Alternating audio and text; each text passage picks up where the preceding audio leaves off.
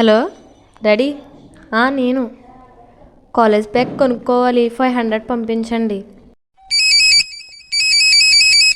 Hello అమ్మా, exam fee కట్టాలంట, 500 పంపించండి.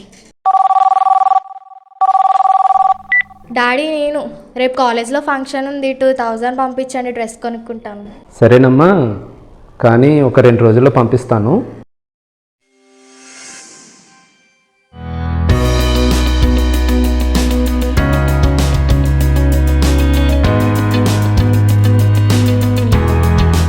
మీ సమస్య తీరింది కదా. ఇక మళ్ళీ అవసరం వచ్చే వరకు మన అమ్మా నాన్న ఎలా ఉన్నారు, ఏం చేస్తున్నారు, ఈ డబ్బులు వాళ్ళు ఎలా సంపాదించారో ఎప్పుడైనా ఊహించారా? అయితే ఒకసారి చూసొద్దాం రండి. నమస్తే అండి, నా పేరు ఆంజనేయులు. ఏపీబీఎంసీలో సెక్యూరిటీ గార్డ్గా చేస్తున్నాను. దాదాపుగా 4 సంవత్సరాల నుంచి ఇక్కడ పనిచేస్తున్నానండి. మాకు శాలరీ వచ్చేసి 10,000 రూపాయలు ఇస్తారు ఇక్కడ. నాకు 3 పిల్లలండి. 3 పిల్లలు కూడా చదువుకుంటున్నారు ఈ రోజున. ఈ 10,000 సరిపోక నేను వేరేగా 8 అవర్స్ డ్యూటీ కూడా చాలా కష్టపడి చేయాలి ఇక్కడ. రాత్రి చాలా దోమలు ఉంటాయి, చాలా ఇబ్బందికి గురవుతూ ఉంటాం. మరలా 8 గంటల సేపు అలా నిలబడి చేయడం అనేది చాలా ఇబ్బంది అవుతుందండి. ఇలా చేస్తూ ఏదైనా సెలవు పెట్టడానికి కూడా ఇబ్బంది అవుతుంది. ఒకరోజు సెలవు పెడితే మాకు శాలరీ కట్ చేస్తారండి, 10,000 రూపాయలు మాత్రమే ఇస్తారు. ఇది సరిపోక నేను పార్ట్ టైంగా 8 గంటల డ్యూటీ అయిన తర్వాత మరలా ఇంటికి వెళ్ళి ఐస్ క్రీమ్ బండి వ్యాపారం చేస్తూ ఉంటానండి. దాంట్లో 100, 200, 300 మాకు మిగులుతూ ఉంటాయి. ఇలా చేస్తూ ఇంత కష్టపడుతూ పిల్లల్ని చదివించడానికి చాలా శ్రమ పడవలసి వస్తుంది. అలాగే పిల్లల దగ్గరికి వెళ్ళాలన్నా కూడా ఒక్కొక్కసారి డబ్బులు లేని పరిస్థితి, ఎక్కడో ఒక 200, 300 అప్పు చేసుకుని మరలా పిల్లల దగ్గరికి వెళ్ళి వాళ్ళని చూసి రావడం అనేది జరుగుతూ ఉంటుంది. ఇంత కష్టపడి పిల్లలు చదివించడానికి చాలా ఇబ్బంది పడవలసి వస్తుందండి. పిల్లల కోసం చాలా కష్టపడుతున్నాం. ఇంకా బాగా చదివించాలనే ఆశ. అయితే ఆర్థిక పరిస్థితిని బట్టి సరైన స్థితి లేకపోవడం వల్ల వాళ్ళకి మంచి ఆహారం అందించలేకపోతున్నాం. సరైన వసతులు అనేది మాకు లేవు.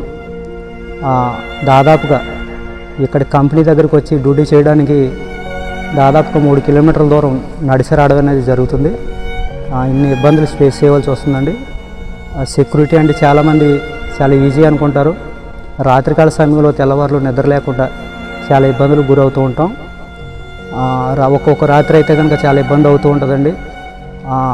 నిద్ర లేకపోవడం, ఎక్కువగా బాగా నీరసం రావడం, ఇంటికి వెళ్ళి కనీసం ఒక గంట పడుకుందామని అంటే మళ్ళీ పిల్లల జ్ఞాపకం రావడం, మా కష్టానికి మరలా వెళ్ళి మళ్ళీ ఐస్ బండ్ వేయడం అనేది ఇబ్బంది అనేది మాకు కలుగుతూ ఉంటుంది. చాలా శ్రమ పడుతున్నాం సార్. ఈ సెక్యూరిటీ ఉద్యోగం చేస్తున్నానంటే కారణం ఏంటంటే నేను చదువుకోకపోవడం అండి. చదువుకోకపోవడం వల్ల ఈ చిన్న ఉద్యోగం చేస్తూ కుటుంబాన్ని ఈడ్చుకుంటూ ముందుకెళ్తున్నాం. మా పరిస్థితి మా పిల్లలకు రాకూడదని, మా పిల్లలు ఉన్నత స్థాయిలో ఉండాలని చెప్పేసి మేము ఆశిస్తున్నాం. అందుకనే పిల్లల్ని చదివించడం అనేది జరుగుతుంది. మా పిల్లలు ఉన్నతమైన స్థితిలో ఉండాలని మా ఆశ. ఇంకా చదివించాలని మేము చాలా కష్టపడుతున్నాం. నేనే కాకుండా నా భార్య కూడా కష్టపడుతుంది. ఆవిడ మిడ్ డే మీల్స్లో వంట తయారు చేస్తూ ఉంటుందండి. ఆవిడ కూడా నాకు సపోర్ట్గా ఉంటుంది. ఇన్ని ఇబ్బందులు పడి పిల్లల్ని చదివించవలసి వస్తుంది. మాది పల్లం, నా పేరు ధర్మ. కానీ సముద్రాన్నే కష్టపడతాం. కష్టపడి మా పిల్లల్ని చదివించుకోవాలి, మా పరిస్థితి మా పిల్లలకి రాకూడదని చదివించుకుంటున్నాం. కానీ చందట్లోకి వెళ్ళి ఏ తుఫాన్లు వేసినా మా పరిస్థితి లేదు అన్న పరిస్థితి వచ్చేస్తుంది. అందుకని మా పిల్లలకి ఈ పరిస్థితి రాకూడదని మేము చదివించుకుంటున్నాం. వాతావరణం బాగున్నప్పుడైతే చాలా కష్టం, కానీ ఏటకెళ్ళినా కన్నా కష్టాలు పడి వెళ్తాం. కానీ దరికి వచ్చిన దాకా గట్రా చెప్పలేము మా పరిస్థితి అలా ఉంటుంది. ఏ కూలి పని అన్నా చేసుకున్నా పిల్లల్ని చదివించుకోవాలన్న నిర్ణయానికి వచ్చామండి మేము. సముద్రంలో తుఫాన్లకి ఈ బాధపడలేక పిల్లల్ని చదివించుకుంటున్నామండి. ఒక 4-5 రోజుల్లో సముద్రంలో ఉండి దెబ్బకి వచ్చేదాకా గట్రా చెప్పలేము.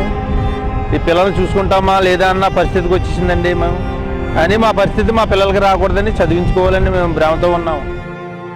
నేను ఉండేది అమలాపురంలో ఉంటున్నాను. నాది వచ్చేసి లవ్ మ్యారేజ్ అండి. అందరినీ కాదనుకొని చేసుకున్నాను. అయినా కూడా ఇక్కడే ఉన్నాను అమలాపురంలో.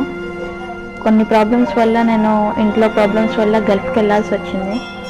వెళ్ళినా కూడా ఉపయోగం లేకుండా అయిపోయింది. 2015లో నుంచి గల్ఫ్లోనే ఉంటున్నాను. రీసెంట్గా ఏప్రిల్ నెలలో రిటర్న్ వచ్చేసాను. మా హస్బెండ్ చనిపోయారండి. పోనీ చేసిన దగ్గర నుంచి అన్నా ఫలితం ఉందా అంటే అది కూడా లేకుండా పోయింది. ఉన్నన్ని రోజులు ఆయన బాధ పెట్టాడు, చేసిన కష్టం కూడా పోయింది. ఇప్పుడు బతకడానికి ఆధారం అంటూ ఏమీ లేదు. ఏదో నాకు తోసింది, నాకు వచ్చిన పని బ్యూటిషియన్ చేసుకుంటూ బతుకుతున్నాను, టైలరింగ్ చేస్తున్నాను. పిల్లల్ని పెంచుకోవడానికి అంతకు మించి నాకు ఏ ఆధారం కనిపించట్లేదు. అలా అని పిల్లల్ని వదిలేసి గల్ఫ్ కంట్రీకి కూడా వెళ్ళలేని పరిస్థితి ఇప్పుడు. ప్రజెంట్ అయితే మా అన్నయ్యలు మాత్రం ఇంట్లోకి చూసుకుంటున్నారు. నాకు కానీ నా పిల్లలకు కానీ చదువులకి. నాకు ఏదన్నా ఆధారం ఉండాలి కదా అని నేను ఇలా బ్యూటిషియన్ టైలరింగ్ చేస్తున్నానండి. ఇప్పుడు నేను ఎలాగో చదువుకోలేదండి, నేను చదువుకుని ఉంటే వేరే జాబ్ అన్నా చేసుకుందాను. కాబట్టి ఇప్పుడు నా పిల్లలనన్నా కష్టపడి చదివించాలని అనుకుంటున్నాను. సో నేను దానికి సాధ్యమైనంత వరకు ప్రయత్నిస్తున్నాను. ఎందుకంటే చదువు లేదు కాబట్టి ఈరోజు నా పరిస్థితి ఇలా ఉంది. అందట్లో ఉన్నా కూడా నేను ఒంటరిదానిలాగా ఉన్నాను, అందరినీ కాదని చేసుకున్నందుకు. చేసుకున్న అతను కూడా అన్యాయం చేశాడు. సో నేను నా పిల్లల్ని చదివించడానికి ఎంత కష్టమైనా పడతానండి. అందరికీ నమస్కారం. నా పేరు శ్రీలక్ష్మి. నేను ఇంటర్ వరకు చదివాను. మాది బెండమర్లంక. నాకు 2 ఆడపిల్లలు, పిల్లోడు. వాళ్ళ నిమిత్తం, పోషణ నిమిత్తం ఇద్దరు కష్టపడితేనే కానీ రోజు వెళ్ళదనేసి నేను ఏదో కిమ్స్లో చిన్న ఉద్యోగం, అంటే ఇంటర్ తక్కువ చదివాను కాబట్టి లేడీ గార్డ్గా జాయిన్ అయ్యాను. వాళ్ళైతే 12 గంటలు డ్యూటీ అండి. డ్యూటీ అయితే ఎక్కువ నిలబడి ఉండడం, బ్యాక్ పెయిన్ వచ్చేసేసి నైట్ కూడా నిద్ర ఉండేది కదా, నైట్ డ్యూటీలు కూడా ఉండేవి. దాని నిమిత్తం నేను ఆరోగ్యపరంగా చాలా క్షీణించిపోయాను. అయినను కానీ తప్పదు కదా, నా పిల్లల పోషణ నిమిత్తం అయితే నేను ఏదో చేయాలి. ఇప్పుడైతే నా ప్రపంచం అంతా నా పిల్లలే. వాళ్ళ కోసం ఏదైనా చేయాలని ఆశపడుతున్నాను. వాళ్ళని నిలబెట్టాలి. నేనైతే అరకొర చదువులతో పాడైపోయింది నా జీవితం, కానీ వాళ్ళ జీవితం అయితే బాగోవాలి. వాళ్ళైతే నిలబడాలి. ప్రతి ఒక్క తల్లిదండ్రులు కూడా ఇదే కోరుకుంటారు. అదే వాళ్ళకి తెలియాలి. అది తెలిసి వీళ్ళ ఆశని వాళ్ళు నిలబెట్టుకుని ఏంటంటే అలా అనుకుంటారు, మా అమ్మ నాన్న ఆస్తి తీర్చుతున్నాం అని అనుకుంటారు. కాదు, కానీ వాళ్ళ జీవితంలో వాళ్ళు నిలబడాలి. వాళ్ళ కాళ్ళ మీద వాళ్ళు నిలబడినప్పుడు వాళ్ళ జీవితం బాగుంటుందని అయితే మేము అనుకుంటాము. మేము ప్రతి ఒక్క తల్లిదండ్రులు ఇదే ఆశిస్తారు. అది వాళ్ళు అర్థం చేసుకోవాలి. అర్థం చేసుకుని వాళ్ళు మంచి మంచి భవిష్యత్తుల్లో వాళ్ళు ఉండాలని కోరుకుంటున్నాను. నేను ఎంత కష్టపడైనా సరే వాళ్ళని నిలబెట్టాలి. నేనైతే నిలబడలేకపోయాను కాబట్టి నా పిల్లల్ని మంచి స్థితిలో చూడాలని అయితే నేను ఆశపడుతున్నాను. ఆ పిల్లలు 4 పిల్లలంటే వాళ్ళ చదువు కోసమని నేను ఈ బాధపడతాను. నాకు చదువు లేదు. ఆ నారాయణపేటలో ఉంటాము. నారాయణపేట రెడ్ల కోళ్ళే పేరూరు పంచాయతీ అండి. మాకు సొంత పంప కూడా లేదు. పేరూరు పంచాయతీ మాకు పోస్టు. మాకు ఈ పని ఉన్న నేపని రోడ్డు మీద రిక్షా కొట్టుకొని ఇంకా మేము ఉండడం ఇలాగ నివసిస్తామండి. దీన్ని బట్టి మాకు ఇంకా ఆధారం ఏది లేదు, మేము ఏమీ చేసుకోలేమండి. 4 పిల్లలు చదివించడం కోసం నేను ఇంత బాధపడతానండి. అప్పుడు నేను చదవట్లేదండి. మా అమ్మ నాన్న అంత తోలు కాదు, అప్పుడు చదివించట్లేదు నన్ను. మా మీ పొద్దులాగా ఈ బాధలు పడవలసి వస్తుందండి. నా పిల్లలు అలా కాదు, ఉండకూడదని చెప్పి నేను పొద్దు మళ్ళీ ఏదో దారి చూపించమని నేను ఇలా బాధపడి కష్టపడి చదివిస్తానండి. అంతమించి నేనేం చేయడానికి సరిపోవట్లేదండి. అదే మాకు రిక్షా పని తప్ప ఇంకా ఏదో ఆధారం ఉండేదండి. పని ఉన్నాడా నేనున్నాడు ఇంకా దీన్నొట్టుగానే గడుపుతాను. నాకు 4 పిల్లలండి. ఒక అమ్మాయి పెళ్లి చేసి నీకు 2 అబ్బాయిలు, ఒక అమ్మాయి ఉంది. అమ్మాయి చదువుతుంది, అబ్బాయిలు చదువుతుంది. మాకు ఇంత మించి ఆధారం అనేది, సొంత పంప కూడా లేదు. అద్దెలు కట్టుకొని ఇలాగే జీవిస్తామండి. ఎక్కడ ఎవరికి ఏకేస్తారో, ఎవరు ఏ పనికి ఏకేసినా వెళ్తానండి. ఇలా జీవిస్తాను, కష్టాలు సుఖాలు చూసుకుంటూ బతుకుతామండి. సార్ నమస్తే, నా పేరు నరసింహమూర్తి. మాది ధవళేశ్వరం అయితే మాది చాలా లేని కుటుంబం సార్. నాకు పాప బాబు. మేము ధవళేశ్వరంలో ఉండిపోయాను సార్. అక్కడ ఉన్నా కానీ నేను ఈ మన లేబర్ వర్క్ అండి. లేబర్ వర్క్ అంటే తాపి పనులకి వెళ్తాం, హెల్పర్ కింద ఉంటాం, ఇటుకలు అవి అందిస్తాం, ఇసుక అవి అందిస్తాం సార్. అయితే మాకు కొంచెం ఇబ్బందుల వల్ల అక్కడ ఇల్లు అయ్యి అద్దెలు కట్టలేక ఇక్కడ మాకు సొంత వాళ్ళు కొంచెం తెలిసి ఉండి ఇక్కడ పెదమడి వచ్చాం సార్. మేము ఇక్కడ ఉంటున్నాం సార్ పెదమడిలోని. మా బాబు అయితే చదువు ఆఫ్ చేశాడు సార్. మా పాప చదువుకుంటుంది మన అమలాపురం అని, 2nd ఇయర్ చదివింది నర్సింగ్కి. ఆ పాపనే చదివిస్తాకైతే మాకు కొంచెం ఆర్థిక ఇబ్బందిగా ఉంది సార్.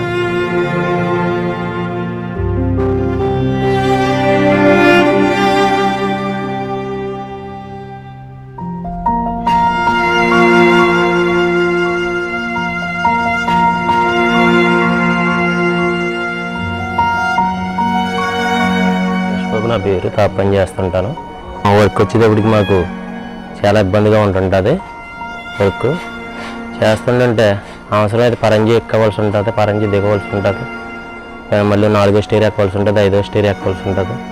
ఎక్కువేటప్పుడు ప్రమాదం కూడా జరుగుతూనే ఉంటుంది. ఒక్కోసారి పడిపోయిన రోజులు కూడా ఉన్నాయి మాకు. పడిపోతున్నా మళ్ళీ పొట్లు వేయించుకుని చేయించుకుంటాం, మళ్ళీ వెళ్తాం, పనికి వెళ్తాం. కొద్దిగా కష్టంగా ఉంటుంటుంది మా పని, తాపి పని. అయినా సరే చేయటం వల్ల తప్పదు మాకు.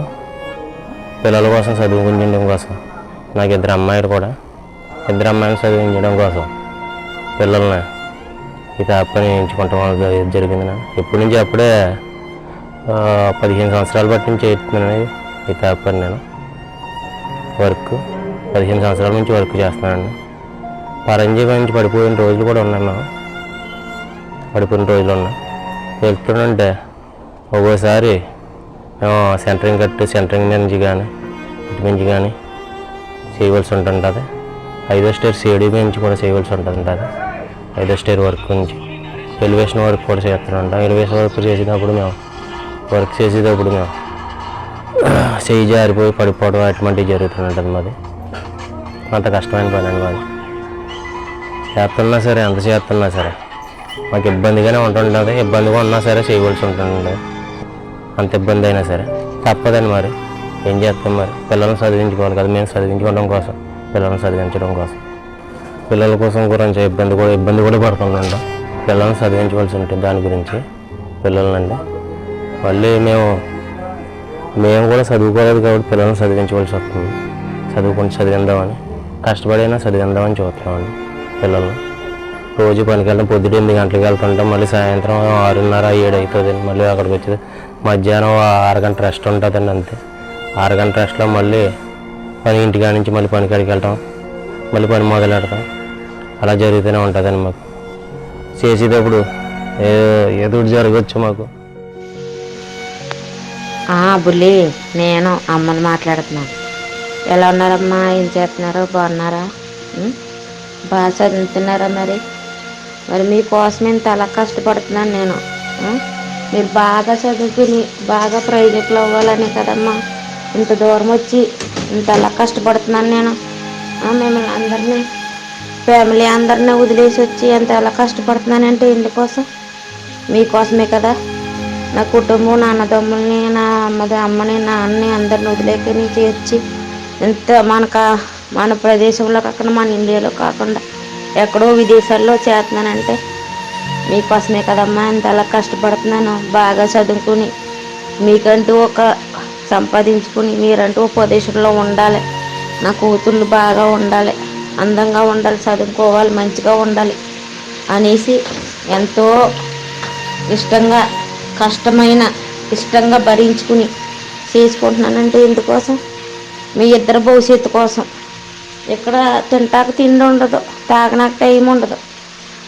ఎంతో కష్టపడి పొద్దునుంచి సందాల దాకా లెగిసి ఎప్పుడు తింటామో, ఎప్పుడు తినమో, ఎప్పుడు పడుకుంటామో టైంకి నిద్రపోము. అలాగైనంతలా కష్టాన్ని అంతా భరించి చేస్తున్నానంటే ఎందుకోసం? మీ ఇద్దరి కోసం. మీ ఇద్దరు బాగా చదువుకుని బాగా ప్రయోజకులు అవుతే నా పిల్లలు నాకులా కాకుండా బంగారులా చదువుకున్నారు, పొజిషన్లో ఉన్నారు అని బాధనంతా దిగమింగుకుని మీ కళ్ళల్లో ఆనందంతో బతుకుతున్నాను నేను. మీరంతా అలా చదువుకోవాలి, బాగా ఉండాలి. పలానా వాళ్ళు పిల్లలు ఇంత బాగా చదువుకుంటున్నారో, పలానా కాలేజీలో చదువుకున్నాం, ఇంత మంచి పేరు వచ్చింది అని అనుకోవాలి. ఎవరన్నాను అంతలా చదువుకోవాలి. మీరు బాగా చదువుకోవాలి. అయ్యో మా అమ్మ మా కోసమే కదా అంత దూరం వెళ్ళి కష్టపడుతుంది, రాత్రి అనక పగలనకనే అని ఆలోచించుకుని బాగా చదువుకోవాలి. ప్రతి రూపాయి మీకే కదమ్మా ఖర్చు పెడుతున్నాను. బంగారు తల్లులు బాగా చదువుకోవాలి కదమ్మా. మీరు చదువుకుంటే అందరికన్నా ఎక్కువ ఆనందించింది ఎవరో? మిమ్మల్ని చదివించే మాస్టర్లు, టీచర్లు, మీ కన్నా తల్లిదండ్రులు. అంతకు మించి ఆనందం ఎవరికి ఉంటుంది చెప్పండి?